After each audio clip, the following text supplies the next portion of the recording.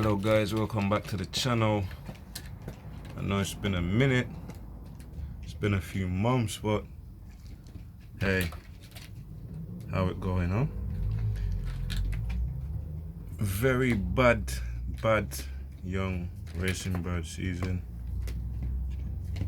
All these birds you're looking at are late breds. This one here is Diamond, my kittle bird, double inbred,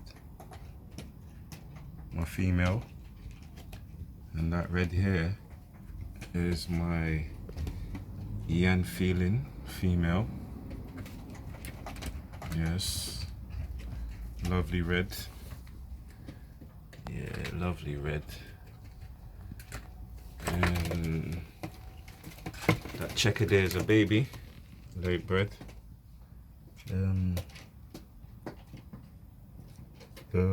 John Crowner, Bushard cross with a Jan Harding, and this young fella here, that's Starman, 3-time inbred best kittle. So I've got a kittle hen and a best kittle cock. We've done a few crossing there.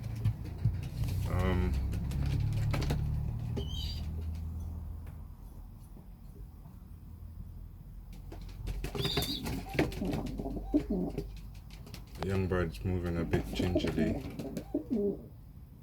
That blackbird over there going through his molting, but he's a black bushard. He was given to me by Bill Watkins. I think these 3 young birds here was the ones. I think these 2, yeah, these 3 I think was bred for me by I'm not sure, I'm trying to check the number. Yup, Jamie. I think that's Jamie as well. These 3 was bred for me. It's given to me on the over the weekend. Keeping an eye on them though. Don't know what's going on this season, boy. So we got this young birds sickness going around. This is my boy Bars. He's Viking bird cross Jensen. Yeah, he's nice. And out here, this one here is another Bushard cross Jan Harding. Very nice, very nice. That's my boy Blue. He's half kittle, half stuff and reed.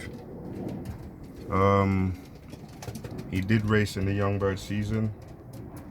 He didn't do that well. Well, he's not to blame. He's not to blame. And outside here we got a pair of best kittle cross kittle. My first round. So we're gonna see how they do. Anyone else out there? Oh, lovely Jan Harding female right there. Lovely. She's gorgeous. She was meant to race for the young bird season, so I only have 2, her. And from young bird racing season, I only got 2 birds left. He was the only one to race though. He done about 4 races and then I just give up. I started with 8 birds in the racing season. I end up with him out of all the races, so yeah. It wasn't too good. My first season anyway, so it's a learning process. We're learning. But I'm back to the channel, guys, and here to give you more contents. Hopefully at least 3 videos a week or more. Yeah, but these are my Sprint family best kittle cross kittle. 3 times inbred with a double inbred, so let's see how they do. Got mommy and daddy outside. As you know, they're on second round, so we got another round of them coming. We got the reds on a pair. Come on guys, inside. Inside. Inside. I don't like when they come out.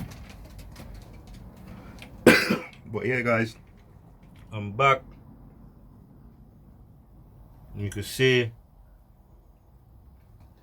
who ain't mommy and daddy or more